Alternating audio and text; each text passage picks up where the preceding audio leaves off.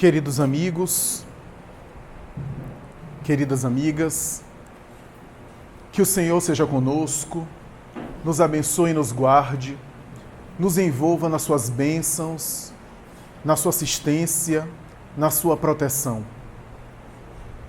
Na tradição judaica, na história do judaísmo, especialmente no aspecto religioso do judaísmo, há um dia no calendário religioso judaico, conhecido e por muitos considerados o dia mais importante de todo o calendário da tradição judaica. O dia de Yom Kippur, o dia do perdão. Na tradição do judaísmo antigo, esse dia, que acontece no 7º mês do calendário judaico, o mês de Teslev, no 10º dia desse mês, o sujeito, depois de ter passado um mês antes, porque o 6º mês é chamado do arrependimento e da purificação, onde o indivíduo se submete a uma série de jejuns, de rituais, para depois jejuar no dia específico do Yom Kippur, ocorre um momento nesse dia no qual ele tem a oportunidade de pedir perdão a Deus, a divindade, pedir perdão àqueles a quem ele porventura houvera ofendido durante o ano, para ter a possibilidade de receber o perdão. Yom Kippur, ou Yom Kippur, é traduzido tanto como expiação, como com perdão. A expressão é a mesma para a tradução. E é interessante porque no conceito religioso judeu, há atos que eu faço que ofendo a Deus. E há atos que eu ofendo ao próximo, o que significa dizer, implicando uma ofensa dupla a Deus e ao próximo. Nesse caso, eu preciso, além dos rituais e da oração e do ritual de pedir perdão a Deus, eu preciso também me dirigir ao próximo, para assim receber ou não o perdão e, portanto, a reconciliação. O Deus da tradição judaica é diferente da mentalidade ocidental cristã, como foi colocado, como foi construído ao longo dos tempos, seja do cristianismo institucional ocidental, seja do cristianismo conforme nós entendemos dentro da doutrina espírita. A verdade é que o Deus da tradição dos grandes patriarcas do Torá, de Abraão a Moisés, é um Deus que é um legislador, que estabelece a sua ética, a sua regra, e que perdoa ou não os seus filhos, e portanto eles não são perdoados ou então são perdoados, e a oportunidade mais importante é no dia do Yom Kippur.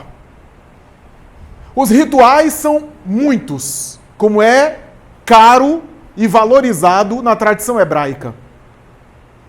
E o número 7 da tradição da cabala judaica e dos grandes místicos e rabinos da época aparece recorrentemente para estruturar a chamada teologia, e por teologia eu estou usando aqui uma permissão, a teologia ou o conceito do dia do perdão.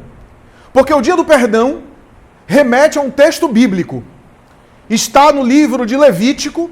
Levítico é um dos livros de Moisés, que estabelece as leis do povo hebreu. As várias leis, que totalizam 613 mandamentos, segundo os melhores estudiosos, e que foram mais tarde resumidos, ou pelo menos numa tentativa de resumir, no Decálogo de Moisés. A verdade é que Levítico há uma série de rituais que institui, especialmente no capítulo 25, o dia do perdão. Porque no capítulo 25, nós temos ali a alusão do indivíduo que pecou. A expressão não é essa.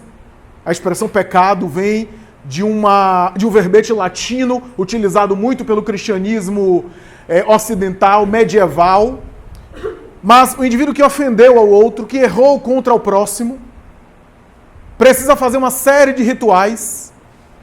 E o número 7 aparece recorrentemente e é uma das origens para que o número 7 se torne tão místico e tão supersticioso na cultura hebraica. Desde os 7 dias, onde o 7º dia é o dia do descanso do Senhor, na linguagem simbólica da Bíblia, depois de ter criado tudo, depois de ter gerado tudo.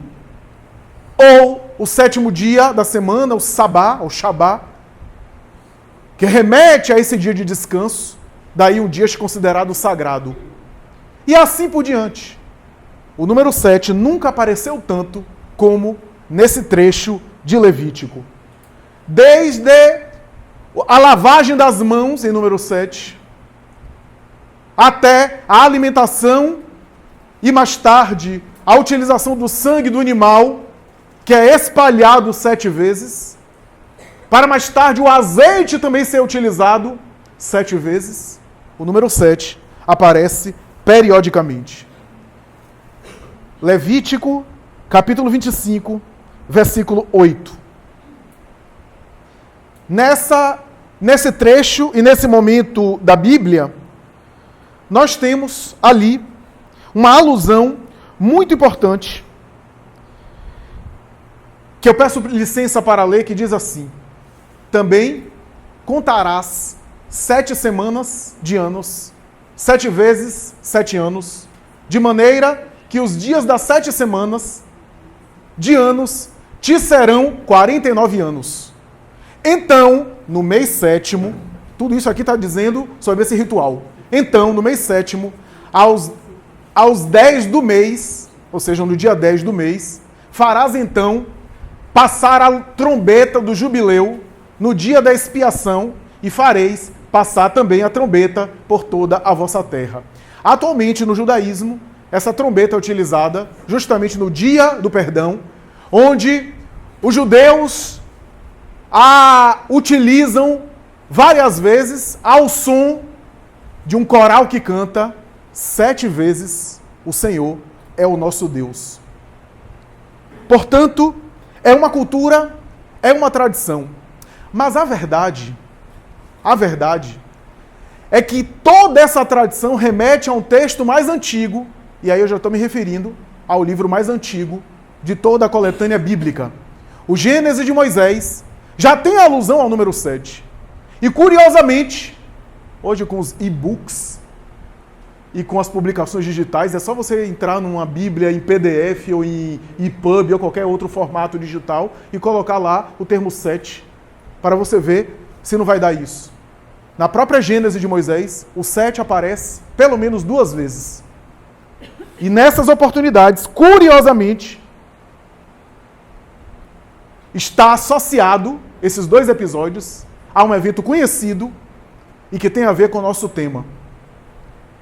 O Gênesis conta a saga da criação, mas também a saga de Adão, Eva e os seus filhos Caim e Abel. E toda aquela saga muito conhecida, saga essa que, de maneira equivocada, foi lida de maneira literal, textual, mas que tem símbolos, elementos e imagens muito bonitas e muito importantes. Seria impossível aqui eu levantar todas as imagens. Primeiro que a gente ia desviar demais do tema, sair demais do tema, e depois que seria fastidioso e talvez seria impossível contemplar tudo. Mas eu quero me ater a uma imagem muito bonita, que é o seguinte: Caim e Abel, que possivelmente não são duas pessoas, é o símbolo de 2 dimensões que vivem dentro da própria criatura, um arquétipo, um tema central, um tema universal da humanidade. Mas peguemos o texto. Caim, um dos filhos do simbólico casal inicial, que também tudo isso é simbólico. Caim era agricultor e Abel era pastor. São as 2 atividades mais importantes de toda aquela tradição de milênios. Estamos falando aí desde Abraão, 2000 anos antes de Cristo. Milênios, as duas atividades comerciais e de subsistência principais da tradição do povo semítico é agricultura e pastoril, atividade pastoril. Cultivo da terra, das plantações e cultivo de animais. Essas duas atividades é que predominam, que são hegemônicas. Não é à toa que Caim e Abel são as duas atividades colocadas, centrais e universais, na qual girava, envolvia todo o povo hebreu. Havia atividade comerciante, etc. Mas as duas atividades são essas. Ao matar o seu irmão Abel, Caim é punido, é penalizado, expulso daquela região.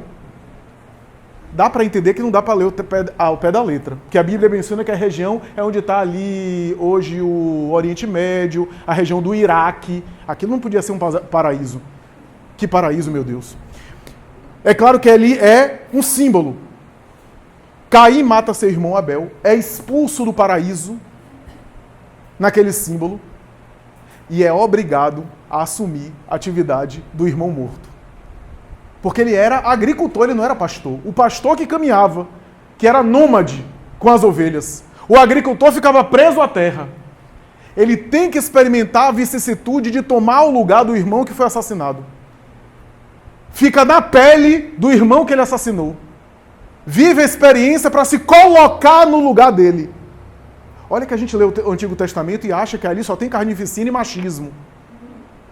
E ali estão as sementes, diz aliás Emmanuel, através de Chico Xavier, estão as sementes daquilo que Jesus iria desenvolver. Já estava ali. As sementes. Emmanuel chama de pedra granítica de toda a revelação cristã. Ele diz isso em relação ao Antigo Testamento. Ora, Caim é expulso daquela região, toma o lugar do irmão Abel, tem que agora realizar uma atividade nômade de agricultor, ou de pastor, de caminhar, para lá e para cá, para encontrar um local, ele que não estava acostumado. E o texto de Gênesis diz que de vez em quando Deus aparecia a ele, e ele lembra a Deus do castigo e da punição, dizendo inclusive que com aquela história ele seria morto, ele seria alcançado, seria assassinado. E Deus, segundo a linguagem simbólica, teria dado um sinal a ele, e colocado um sinal na sua face, alguns dizem na sua testa, seja lá o que for, que marcaria ele, a partir dali, para que ninguém o matasse. Afinal, ele teria que passar pela experiência da expiação, ser penalizado, e ser punido 7 vezes, e aquele que o matasse seria também castigado 7 vezes. A melhor interpretação sobre esse sinal que eu já vi foi Haroldo Dutra Dias, que especulou certa vez que talvez, em uma visão espírita, que sinal seria esse que Deus deu, que Deus colocou na face, que Deus colocou na fronte de Caim, senão numa linguagem simbólica de que esse sinal é o corpo físico.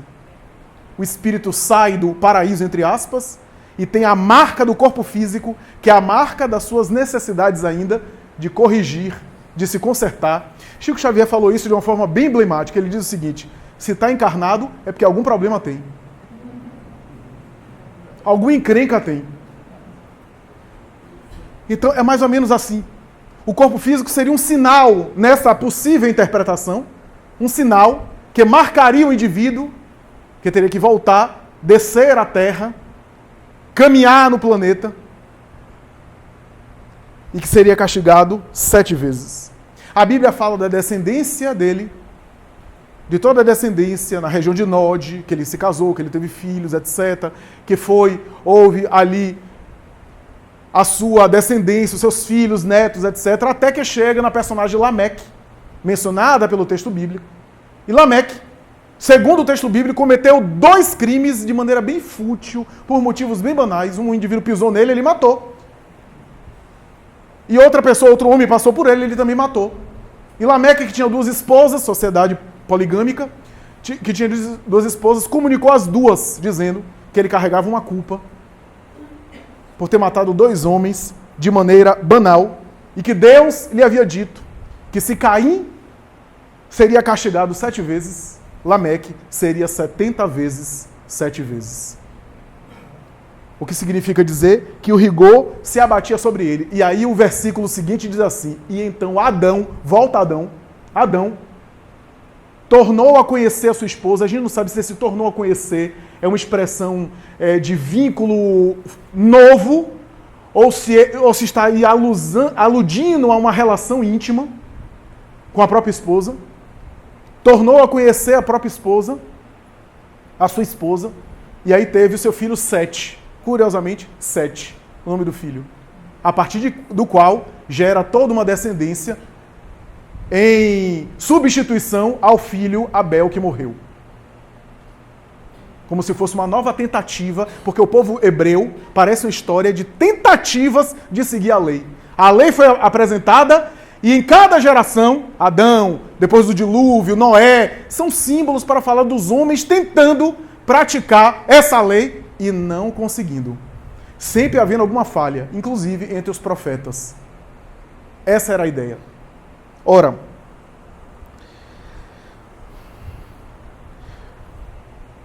Jesus, quando veio ter conosco, no Evangelho de Mateus, anunciou dizendo: não vim destruir a lei, mas vim cumpri-la.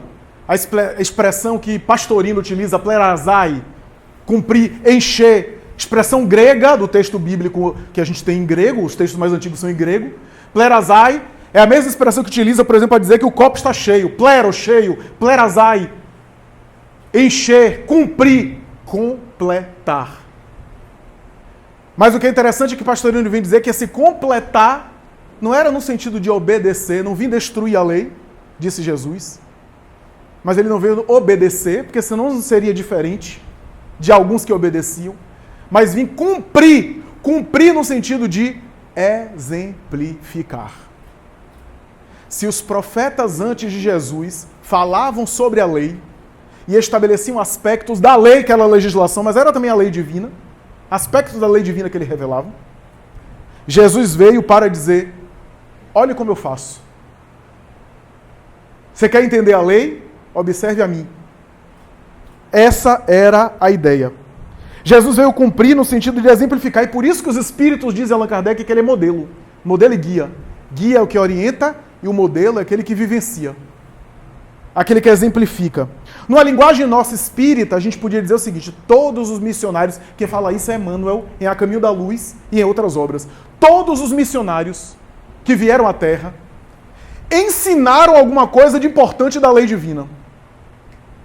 Buda ensinou sobre a lei de causa e efeito, sofrimentos e a compaixão em relação aos sofrimentos. Platão, que traduziu o pensamento de Sócrates, ensinava a interiorização e a educação moral. Os grandes rishis e homens santos da Índia nos ensinaram sobre magnetismo, como os egípcios também, sobre meditação, silêncio interior, chakras, domínio de fluidos, magnetismo, hipnose.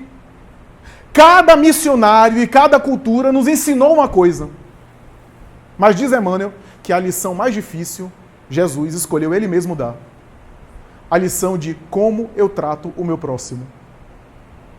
Porque essa lição não se ensina. Não dá para ensinar como eu trato. Tem que ser vivenciada, tem que ter exemplo. É muito diferente você querer tocar piano, lendo sobre música e tendo um professor do seu lado dizendo como é que é. Muito experiente. Em aspectos práticos, na universidade, por exemplo, você tem uma série de lições que é a prática profissional.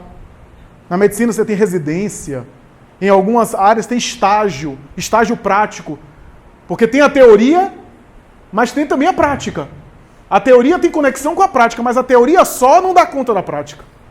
Porque a prática tem aspectos vivenciais que você não abarca totalmente na teoria.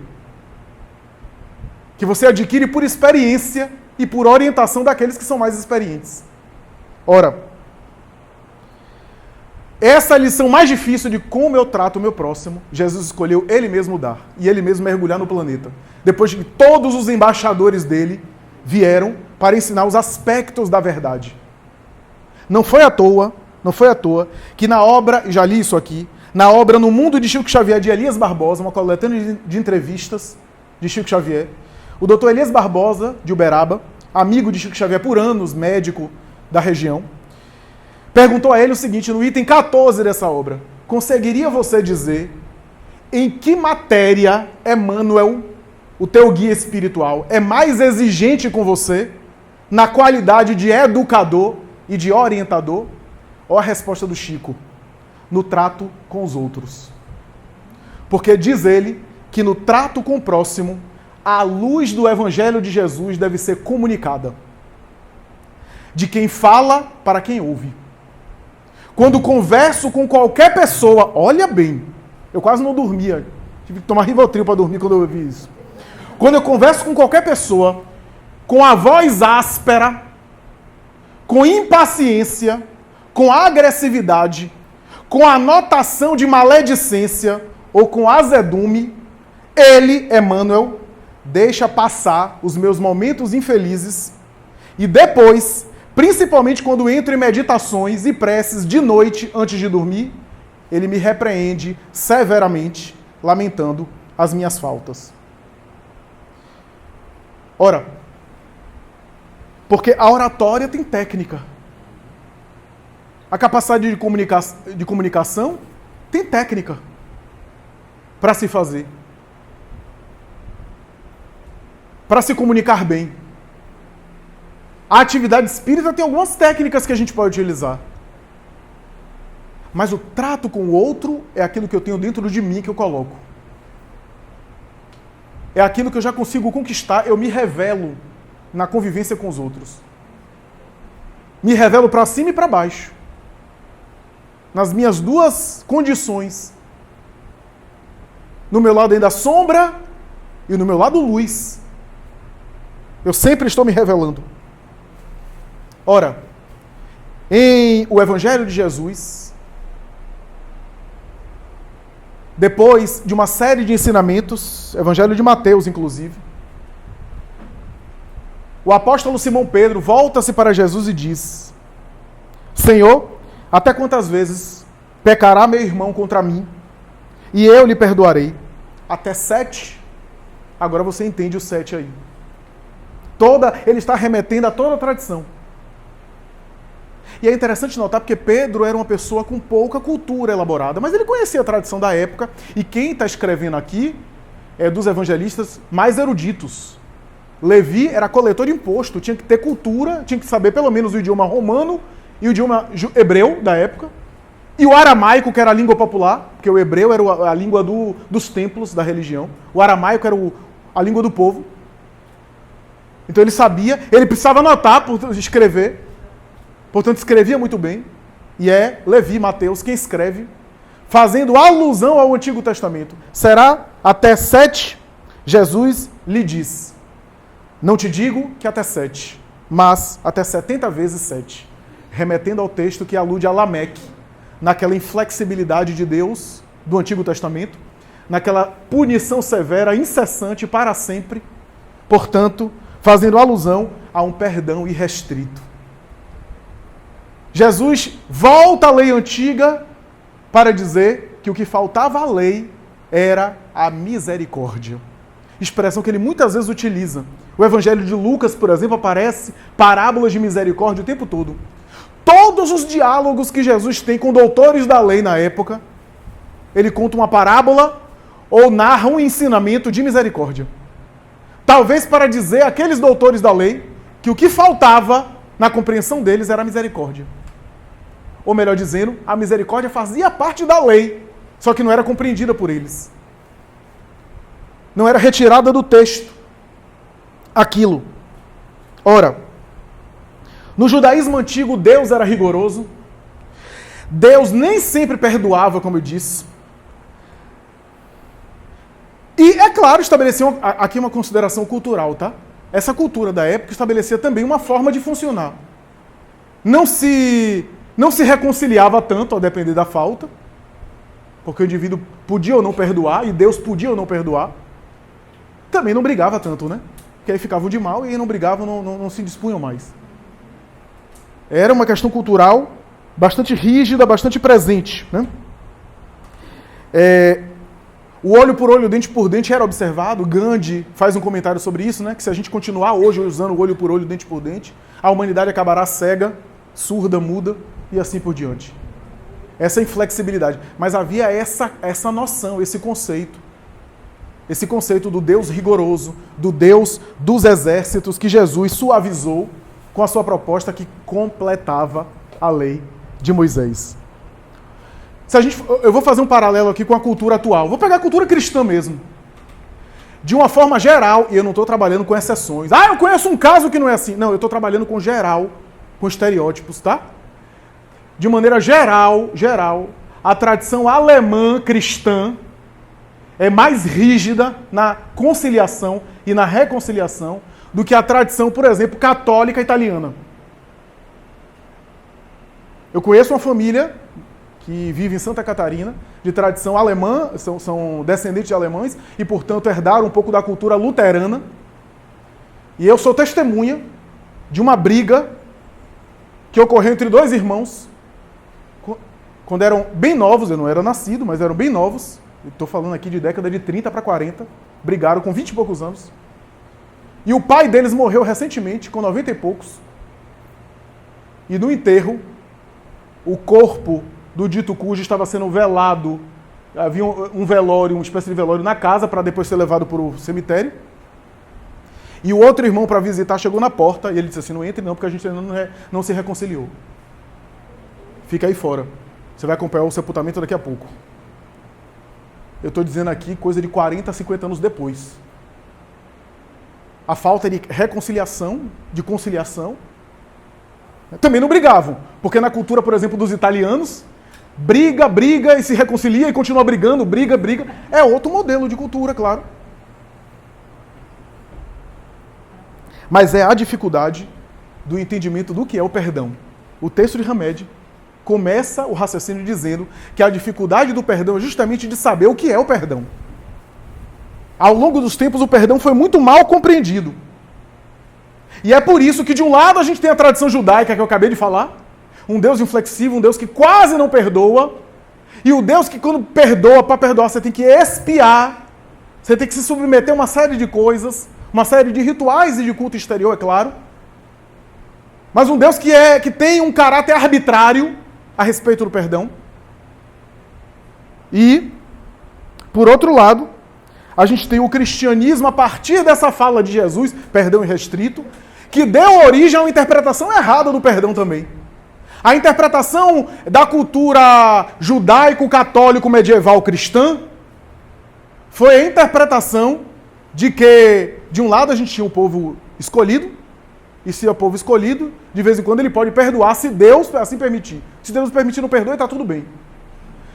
A partir da cultura medieval católico-cristã, aliás, o termo católico é justamente em oposição à ideia do povo escolhido. Católico é universal em grego. Deu origem à ideia do perdão irrestrito. Só que esse perdão irrestrito, em cima, a partir dos textos do Evangelho, foi entendido como sendo um ritual religioso. Um ritual que eu ofendo alguém, então eu peço perdão a Deus, e aí tenho os meus pecados absolvidos, e através da comunhão, ou através da confissão, eu posso ficar limpo para continuar errando. Essa é a ideia. Então, de um lado, a gente teve uma visão rigorosa, de outro lado, uma compreensão inadequada do perdão, quase como se Deus fosse conivente com o perdão, e quase como se Deus fosse ingênuo. A gente erra a vida toda, chega no momento final e pede perdão a Deus e está no paraíso tocando harpa guarânia com Inesita Barroso. Não pode ser assim. Você já imaginou? Vamos pegar aqui duas personagens historicamente conhecidas pelo tipo de condução da vida infeliz que tomaram. Você pega Adolf Hitler, e eu me refiro a Adolf Hitler antes de abril de 45, antes do suicídio, e Joseph Stalin, antes de 1953, quando teve uma hemorragia cerebral. Vamos pegar aí os dois, que não se davam muito bem, enfim, mas os dois, por volta aí de 44, se arrependeram do que fizeram, né? Se abraçam até como amigos e dizem assim a Deus, ó, só nós dois aqui, a gente matou cerca de 40, 45 milhões de pessoas, câmara de gás, trabalho forçado, execução em massa, né? Em torno de 20 milhões para cada um. 20 milhões para cada um de pessoas, né? Dizem que Hitler entre 20 e 25 milhões, o número de Stalin não é preciso. E aí, foi mal. Foi mal. A gente se arrepende, entendeu? Agora me dê conta que não é bem por aí. Eu confesso, a gente confessa nossos erros e queremos depois acordar no paraíso, recebendo Enya tocando para nós e Madre Teresa de Calcutá recepcionando a gente no céu. Veja que não tem sentido, isso levou à indignação, inclusive, de pessoas minimamente racionais que contestaram essa tese, essa ideia. É claro que não pode, baseado, inclusive, numa passagem evangélica muito conhecida do chamado Dimas, o bom ladrão, chamado bom ladrão, que Jesus teria dito que ele estaria no paraíso. Além da vírgula colocada no lugar errado, em verdade vos digo, hoje, vírgula, estarás comigo no paraíso. E não, em verdade vos digo hoje, vírgula, estarás comigo no paraíso. Uma é eu digo hoje. Outra é eu digo, vírgula, hoje estarás comigo no paraíso. Eu prefiro a primeira opção. Eu digo hoje, estarás comigo no paraíso. Eu não disse quando. E como diz Emmanuel em Pão Nosso, morrer com Jesus depois de uma vida equivocada já é o paraíso filosoficamente. E o arrependimento antes da morte já simboliza uma espécie de paraíso, porque a alma arrependida já mudou de direção, não fez o caminho, mas já mudou de direção. E mudar de direção, saber que está caminhando no caminho certo, já é o paraíso, mesmo não tendo alcançado ainda a rota final. Mas baseado nesse texto, se instituiu uma ideia de um perdão, que é uma espécie de conivência com o erro, ou de anulação de toda falta, levando as pessoas a dizerem que arrependimento não paga dívida. E é verdade. O perdão é muito mais profundo do que isso, muito mais bonito, muito mais sofisticado. E essa incompreensão histórica do perdão levou até a alguns exageros, algumas coisas. Não sei se vocês conhecem, mas no Peru tem um ritual no final do ano. Esse ano eu assisti umas cenas, porque publicaram até no Instagram. Umas cenas que é um ritual Takanakawi. Um ritual que acontece no último dia do ano, em algumas regiões do Peru, onde as pessoas decidem suas mágoas no soco. A autoridade civil presente, isso é uma coisa que é viável lá. E aí tem rixa por conta de mulher, rixa por conta de dinheiro, de dívida. E aí se esquematiza o seguinte, a mágoa acumulada durante o ano, troca um soco, pontapé, é uma coisa super interessante culturalmente falando. Se acabam, e quando acaba, o primeiro que cai perde a luta, mas perde entre aspas, depois saem abraçados, se beijam e vão beber, vão pro bar. É um negócio assim, é uma forma meio que catastrófica, meio que como se fosse um ritual doloroso para zerar as mágoas. Né? Veja, a que ponto chega a compreensão do perdão? Que ponto chega a compreensão do perdão? A expressão perdão vem de dois verbetes em latim, perdonare. Donare, doação. Per, de si, completo. Ou seja, perdoar é se dar por completo. Ou como dizia Humberto Roden, perdoar é se dar. Eu posso fazer o bem dando algo, mas o perdão é quando eu dou algo de mim. Essa é a ideia do perdão. O perdão é uma experiência psicológica muito sofisticada, que pressupõe falta de justiça, porque se eu compreendo você porque você merece, isso já não é perdão, é justiça. É justo. Perdoar é quando eu compreendo você não merecendo. O perdão é uma atitude que se dá para algo que não merece, que não se merece. É a devolução do bem com relação ao mal que foi feito, sem merecimento do ofensor. Portanto, é uma experiência interessante do ponto de vista daquele que perdoa e, às vezes, pode ser muito interessante para aquele que é perdoado. Porque no nível de consciência que nós temos, a gente sempre pensa o seguinte: como é que eu faço para perdoar os outros? A gente nunca pensa que todo dia, talvez, os outros se esforcem para perdoar a gente. A gente sempre se coloca no lugar daquele que é ofendido, que vai perdoar, vai fazer algo de nobre, de elevado. E quando é nós que precisamos do perdão? Então a experiência do perdão é uma experiência que pode ser interessante para ambos os lados, mas sobretudo é um convite para aquele que é ofendido. Perdoar foi entendido ainda em cima de uma passagem evangélica como esquecimento. Porque está lá Jesus falando do esquecimento das faltas. É claro, porque do ponto de vista psicológico, toda mágoa que eu cultivo, que eu alimento, eu tendo a acionar os arquivos da memória e a mantê-los vitalizados na minha mente. Se eu consigo perdoar, há uma tendência geral de eu não ficar vitalizando e fixando-me naquilo e aquelas lembranças se diluírem.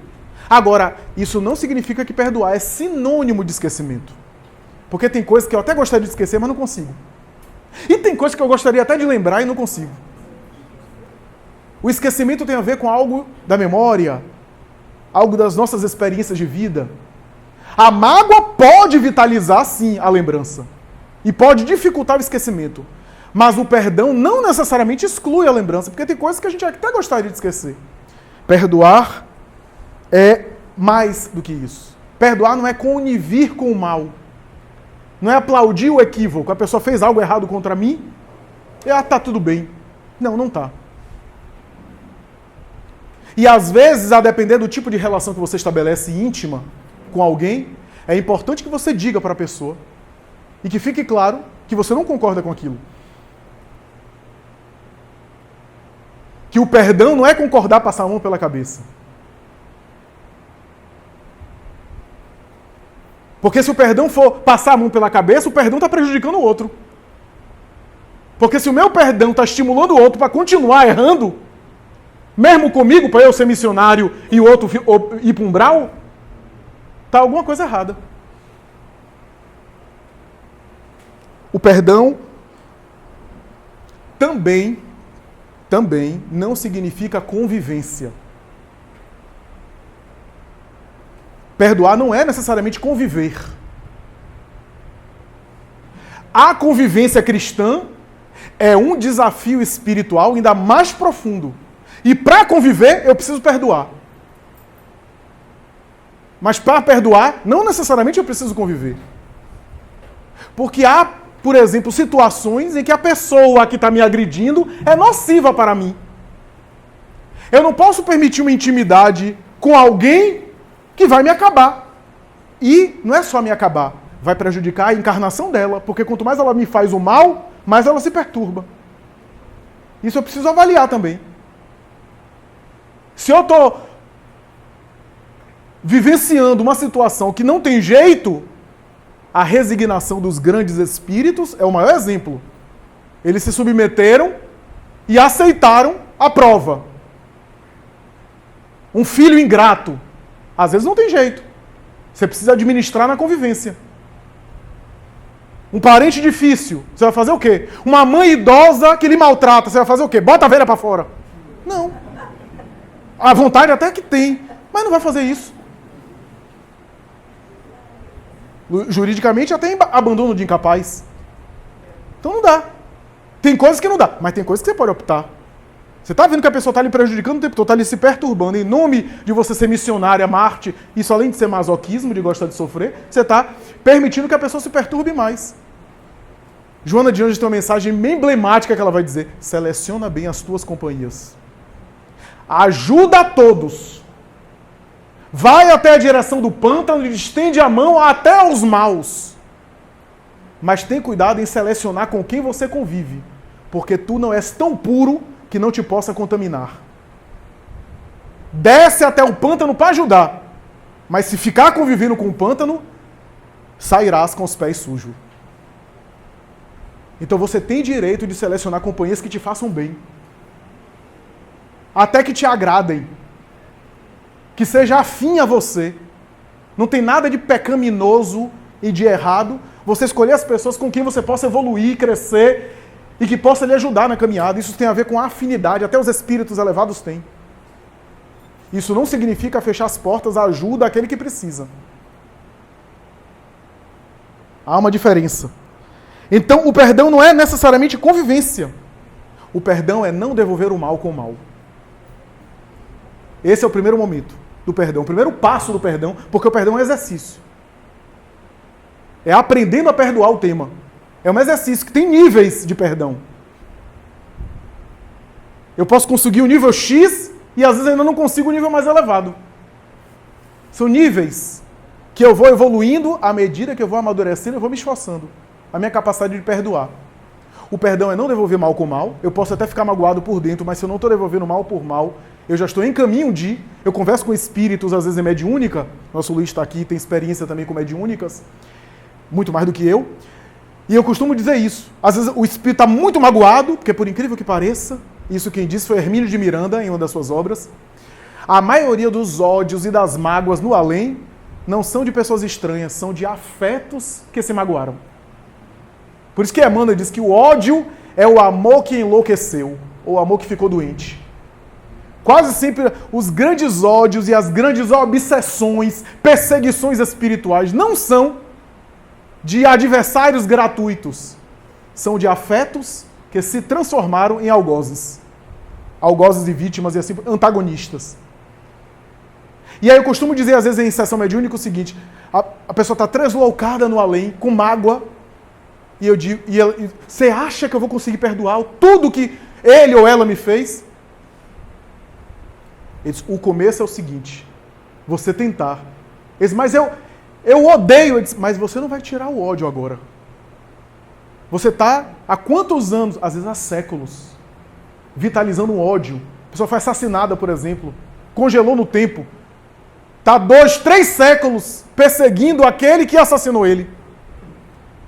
Qual é a palavra que eu vou dizer para ele que vai conseguir convencer assim? Não tem palavra que vai curar esse ódio de uma hora para outra, de um dia para o outro. Não dá, não há milagres. Mas eu costumo dizer o seguinte, o ódio vai continuar, a mágoa vai continuar agora, mas não vá lá. Abandone a ideia de continuar indo atrás. A ferida vai continuar existindo. Mas aí, com o tempo, você vai trabalhando o emocional. Mas se você for lá, a ferida que está cicatrizando se abre de novo. Então, é um exercício. Primeiro, não devolver mal com mal. Se eu não devolvo mal com mal, eu já estou... Se eu devolvo mal com bem, já estou perdoando. Ainda que emocionalmente eu preciso me trabalhar. Esse é o primeiro passo. E o outro passo, aceitar o outro como o outro é. Se eu aceito o outro como o outro é, essa é uma psicologia do perdão, diz Joana de Ângeles. Porque no fundo, eu me magoo porque a pessoa se comportou como eu não gostaria que ele se comportasse. Ou ela se comportasse. Eu me magoo com a forma que eu não acho que ele deveria fazer comigo. Na expectativa das pessoas sempre nos tratarem bem. Mas mais do que isso, eu me magoo com o lado da pessoa que não é essencial, não é a essência da pessoa e não é para sempre. Porque se a pessoa me magoou, é uma imperfeição dela, é graças a uma imperfeição dela que me atingiu. Esse lado dela é temporário. Um dia vai deixar de existir. Um dia ela vai se aperfeiçoar e não vai ter mais aquele lado. Se eu me magoar, eu estou apegando-me a um lado que não é permanente. Há casos na literatura mediúnica da pessoa ficar magoada com alguém que depois, aquele alguém já nem existe mais. Já se transformou em outra pessoa. O que magoou evoluiu e o magoado ficou preso na mágoa. Se magoar é se apegar a uma imperfeição que é temporária. Porque já imaginou, daqui a alguns milênios, você como anjo no céu, e aquele que te magoou também como anjo, como espírito evoluído no céu, e os dois de mal. Corta aqui.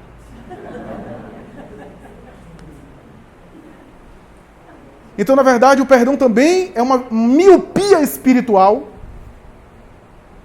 de apego ao imediatismo. Porque aquele ofensor que me ofendeu, daqui a 100, 200 anos, não será a mesma pessoa. Não terá mais aquelas questões, aquelas tendências. Eu vou ficar magoado por algo que nem existe mais. Preso a algo que nem existe mais. E sobre isso é interessante dizer, na literatura espírita, eu costumo dizer isso, na literatura espírita, existem duas coisas que me ressaltam no sofrimento no além. Duas coisas que me chamam mais atenção nos espíritos no além. Primeiro, são aquelas pessoas que fizeram mal. E ao despertarem, como prejudicaram muito aos outros, despertam com consciência de culpa, sofrendo a culpa e o remorso. O segundo tipo de sofrimento que mais me chama a atenção são os magoados. Então, atenção para quem tem sogra, nora, quem vive em pé de guerra em casa. Se você acha que é só cultivar mágoa e depois de desencarnar porque você foi magoado, se ficar magoado no além, fica juntinho do dito cujo da dita cuja. A mágoa é a melhor maneira de você dizer para o universo, quero voltar na próxima encarnação juntos. Porque a mágoa me aprisiona ao outro. Eu já contei aqui um caso de Vune Pereira, já contei várias vezes esse caso, do indivíduo que morreu com problema circulatório e continuava com elefantíase nas pernas, etc., em frente à casa dele, que já nem existia mais fisicamente, mas continuava sendo plasmada pela mente dele. E Ivone saiu do corpo, viu aquele sujeito, começou a conversar. Moral da história, tinha alguém que passou a perna nele, aplicou um golpe financeiro e pegou a casa. Só que ele se revoltou, ficou ali dentro da casa e disse, daqui ninguém me tira. E morreu assim. Já passaram mais de século. E ele ali preso na casa. Senão eu não posso sair daqui não. E Ivone, vamos para o hospital. Porque ele não sabia que estava desencarnado. Vamos para o hospital comigo. Isso aqui é uma estratégia para levar o espírito a uma colônia, sair daí. E o espírito diz, não, se eu sair daqui, senhora, eles entram na casa e ocupam minha casa. Ela tentou de tudo. E ele que foi magoado. Ele que foi magoado. Mas estava assim, com elefantíase, sofrendo dores, por causa da mágoa e do apego. Aí um benfeitor espiritual com Ivone materializou dinheiro, levou uma quantia de dinheiro e diz aqui, ó, tome o cheque, receba, é esse valor, vou assinar. Ele quando recebeu, aliviou, os espíritos pegaram ele e resgataram. Que a mente dele se desconectou do apego ali e ele foi levado. Agora eu posso ir para o hospital, ele disse. Então, não é só quem fez o mal, mas quem foi o objeto do mal e que ficou acumulando ressentimento também, às vezes, padece. A mágoa, portanto, faz bem, e essa é a proposta do Espiritismo. A mágoa não faz bem para quem magoa. A mágoa faz bem para quem é ofendido. O ofendido se liberta do processo. O ofendido, quando perdoa, se liberta daquele processo. Porque se eu odeio, aí eu volto. Junto, para que aquele que me ofendeu possa se reabilitar comigo e eu possa perdoar ele na experiência de novo. Mas se eu perdoo, eu me liberto, ele que fica com o problema. Lembrem de Jesus na cruz, perdoando a todos. Você acha que depois ele teve que reencarnar na família de Pilatos, Caifás, Anás, né? Reencarnar junto ali, tendo irmão Pilatos, Herodes, né? Na próxima encarnação? Afinal, eles fizeram tanto mal a Jesus que tem que voltar junto agora para se reabilitar com ele. Não, ao perdoar, Jesus saiu do processo. Aqueles que eram comprometidos teriam que resgatar de uma outra forma. Mas ele estava livre. O perdão é liberdade. É liberdade, e é uma liberdade que não tem a ver apenas com grandes ofensas, viu? O perdão do Evangelho é um olhar. Por isso que é muito utilizado misericórdia. A misericórdia é um olhar, vai mais do que o perdão. A pessoa nem precisa me ofender para eu ter o olhar de perdão, ou o olhar de misericórdia. Esse olhar de misericórdia é um olhar que está acima, como diz Kardec, dos golpes desferidos. É uma sensação de liberdade. Eu gosto de você, e não importa o que você faça, o que você fizer não vai afetar e diminuir o afeto que eu tenho por você. Olha que liberdade. A sua ingratidão não tem o poder de mudar o meu comportamento. Que teste é o teste da ingratidão, né? Para você ver se você está realmente amando bem. Amando bem, quando você faz o bem, a pessoa te paga com ingratidão. Passei no teste. Que é uma experiência do perdão. É uma forma de perdoar. Então, é aquela experiência que nada o que fizer. A gente tem isso de maneira microscópica, mas tem, né? Eu com meu filho pequeno tenho isso. O que aquele cabra faz comigo, e eu dou risada, vai, etc. E quando eu dou o limite, o desenho animado não pode ficar todo dia, o dia todo, essas comidas doces também não, aí ele diz que eu não sou mais o pai dele, que ele vai arranjar outro pai, etc. Nada que ele fizer vai diminuir o afeto que eu tenho por ele. Quando a gente tiver isso, porque o espírito elevado tem isso para todo mundo. Porque considera as outras pessoas como se fosse do sangue dele. Essa é a diferença nossa para o espírito evoluído. Então, nesse sentido, já é a ideia do perdão. O professor Fred Luskin, psicoterapeuta de Harvard, tem uma obra sobre terapia do perdão, que ele pegou grupos de terapia de pessoas que passaram por violência sexual, abuso, agressão, sequestro de filho, assassinato de filho, e colocou para trabalhar sobre perdão. E fazia aferições nos medidores de saúde, colesterol, açúcar, pressão arterial, batimento cardíaco. Ele ficava aferindo e medindo de um mês para o outro. Em 3 meses de oficinas, espécie de oficinas, de discussão sobre o tema do perdão, pessoas que foram bastante traumatizadas. E não quer dizer que depois desses 3 meses as pessoas estavam perdoando, não. Mas só pelo fato de estarem discutindo e conversando sobre o tema, a alteração nos marcadores biológicos de saúde era uma coisa evidente. Evidente. Ele lançou uma obra sobre perdão, terapia, para falar sobre isso. Ora, o perdão, portanto, me coloca acima, como diz Allan Kardec, dos golpes desferidos. Seja na mágoa que me magoa mesmo, e que eu me esforço para perdoar, seja no olhar de perdão, como Jesus, né? Pai, perdoa-os, eles não sabem o que fazem. Não era nem ele que estava perdoando, porque para ele não era agressão, ele já estava num patamar que ele não se sentia ofendido com aquilo. O espírito daquele que late, ele nem se melindrava com aquilo. Ele estava pedindo ao Pai que os perdoasse. Ou seja, estava enviando ali mentalizações positivas. Estava solicitando da providência que a reparação não fosse muito severa. Que a expiação não fosse muito rigorosa. Que houvesse compaixão.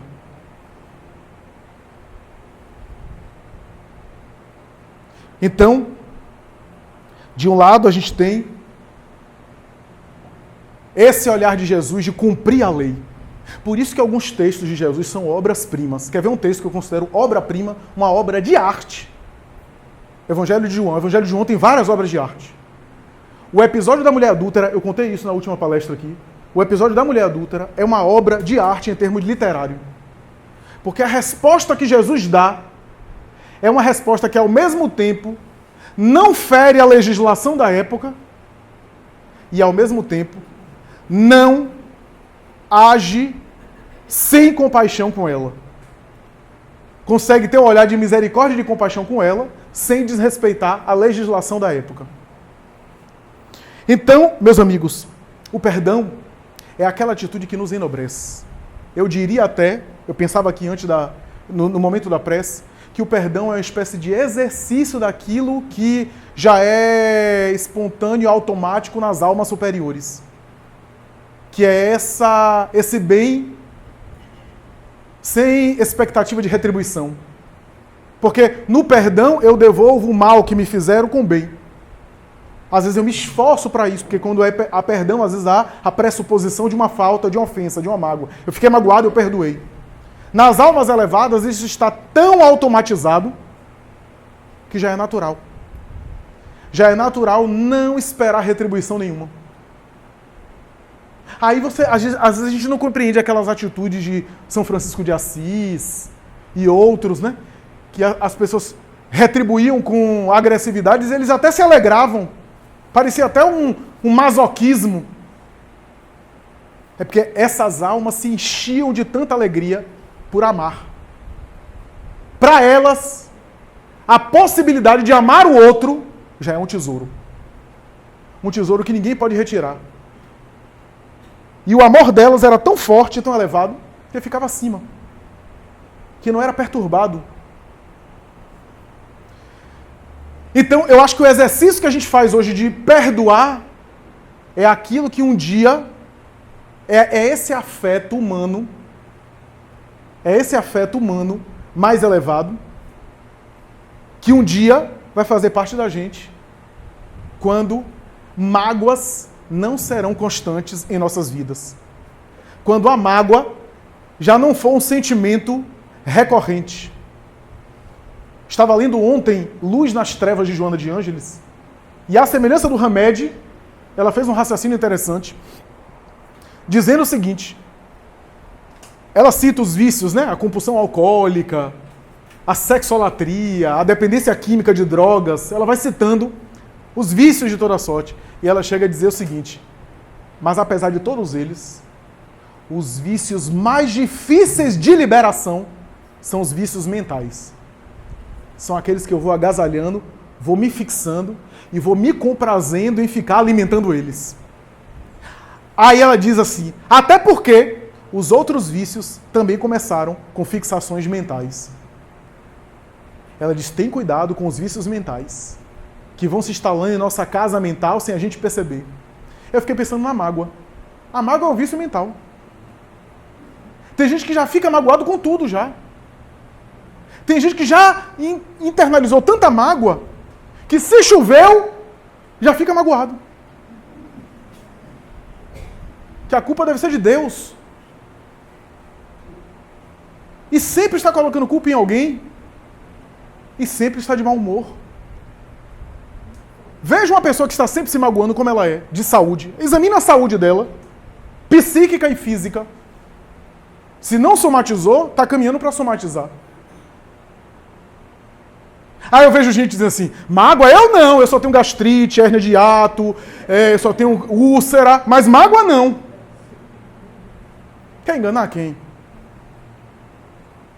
Então, nós temos, portanto, esses vícios que nós devemos nos libertar. Para concluir o meu comentário, gostaria de lembrar que na tradição do povo judeu, do povo rabino, existem, no entendimento dos textos bíblicos e dos textos sagrados, uma ideia de que você deve ler os textos e compreender as verdades espirituais por 4 níveis. 4 níveis dos mais importantes. O primeiro nível é o nível linguístico. Em que língua foi escrito? Quando você pega, por exemplo, a Bíblia, você tem uma ideia da língua, que houve uma tradução para o português. Se você pega as obras de Kardec, está lá. Você sabe que ali está no português, mas que foi escrito originalmente em francês. Tem gente que até faz estudo para comparar o original em francês. Essa é a parte linguística, a parte do texto, literal. O segundo item é o item do nível histórico. O entendimento da época em que foi escrito, a sociedade, a cultura, porque a gente tem uma ideia de como isso surgiu, esse ensinamento surgiu naquele momento. A gente capta o espírito da época para a gente conseguir entender melhor. O terceiro nível é um nível que é chamado de nível contextual. O contextual vai além da história da época, mas vai a respeito de em que momento isso foi escrito. Jesus falou isso em que contexto? Antes dele ter falado isso, ele falou o que antes? Entender o contexto em que essas coisas eram discutidas faz a gente aprofundar mais. E o quarto e último nível é o chamado nível espiritual, que praticamente transcende qualquer letra. É aquilo que eu consigo deduzir simbólica, metaforicamente e às vezes imageticamente do texto, daquilo que nos é dado. Mas por que eu estou contando isso? Porque há um conto judaico que diz o seguinte: quando você pega a Bíblia, você tem o texto bíblico do Gênesis, o alfabeto judeu, as letras são equivalentes ao nosso alfabeto, tem letras correspondentes ao nosso alfabeto. Aí você tem o Aleph, que é o equivalente ao A. Você tem o Beit, que é o B, e assim por diante.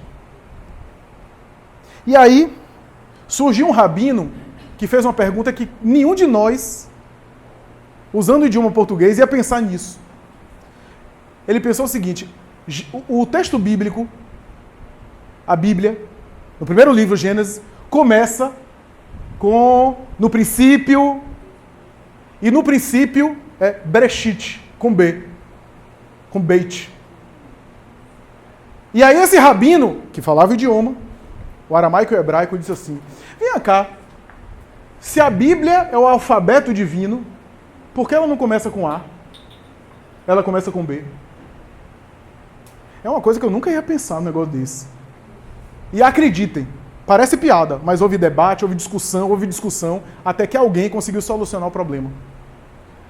Um rabino concluiu com a seguinte afirmação: a Bíblia começa com a segunda letra, o alfabeto divino começa com a segunda letra, porque a primeira letra está no coração daquele que lê. Está na forma espiritual dos olhos de quem lê. Na forma psíquica daquele que se debruça sobre as verdades espirituais. O perdão é algo que vai além da letra. Porque eu posso usar o perdão de diferentes formas. O perdão é uma forma de conduzir, é uma forma de funcionar. É mais do que uma liberdade. O perdão é uma forma de estilo de vida mais leve. Se você olha para um casal que tem 30, 40 anos de casado, deve ter havido muito perdão ali. E quando eu falo perdão, não quero dizer o perdão só das grandes ofensas. O perdão do dia a dia. Ele acorda parecendo que desdobrou e foi para um umbral e voltou com aquele mau humor, não conversa com ninguém. A gente fica imaginando onde é que ele esteve. E ela acorda cantando Carmen Miranda, achando que... Ele olha para aquilo e não consegue suportar alguém acordando como se tivesse visto o periquito verde. E ela olha e ele está de mau humor. Só isso já é motivo de atrito. São essas pequenas coisas que exigem de nós pequenos perdões. Pequenos perdões. Pequenos exercícios de perdão. Não são grandes mágoas. São essas pequenas coisas que podem nos congestionar. O perdão, portanto, é um desafio para o dia a dia. Muito obrigado, muita paz.